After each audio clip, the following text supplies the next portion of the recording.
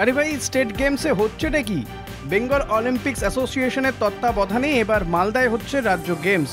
প্রায় ৫,৫০০ প্রতিযোগীর ২৯টি ইভেন্টের থেকেও অভিযোগের সংখ্যা বেশি। অযোগ্য থাকার জায়গা তো গতকালই আমরা তুলে ধরেছিলাম। স্টেট গেমসের দ্বিতীয় দিনে অভিযোগ জোরালো হলো খাবার নিয়ে। একটা ইভেন্ট শেষ করে ওঠার পর মনের আগুনকেও ছাপিয়ে যায় পেটের আগুন। সেই আগুন নেভাতে এই লঙ্গরখানায় অ্যাথলিটদের খাবারের ব্যবস্থা করা হয়েছে।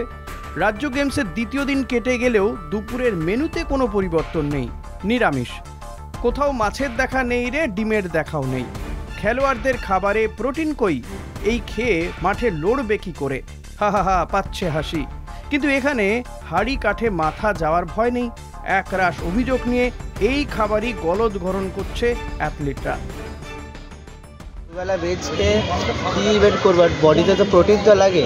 একটা ডিম ফিম মাছ ফাছ পেলে তবে তো অ্যাথলেটিক্স অ্যাক্টিভ হতো, শক্তি হতো। অন্য জায়গাতে আপনারা যান খেলতে, টিম নিয়ে যান, সেখানে কি এরকম ব্যবস্থা থাকে?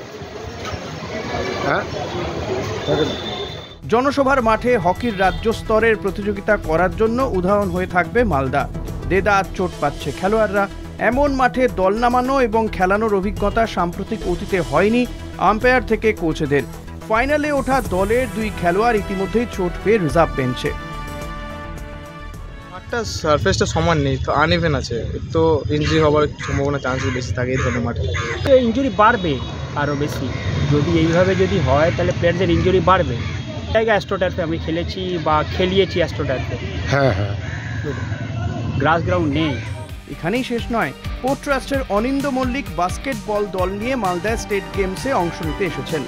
আয়োজকদের তরফে তাদের প্রথমে সেন্ট মেরি স্কুলে থাকার ব্যবস্থা করা হয়েছিল। পর্যাপ্ত পাখা নেই, কমন বাথরুম। আয়োজকদের আতিথেয়তায় বিরক্ত হয়ে নিজেরাই নিজেদের খরচে হোটেলের ব্যবস্থা করেন অনিন্দবাবুরা।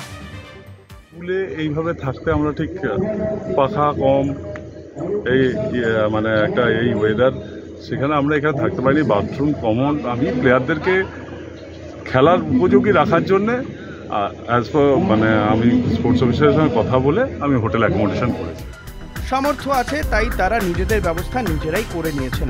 কিন্তু বাকিরা, মালদার গরমে ক্লান্ত আয়োজকরা এসব দেখার সময়ই পাচ্ছেন না। বালাই ষাট।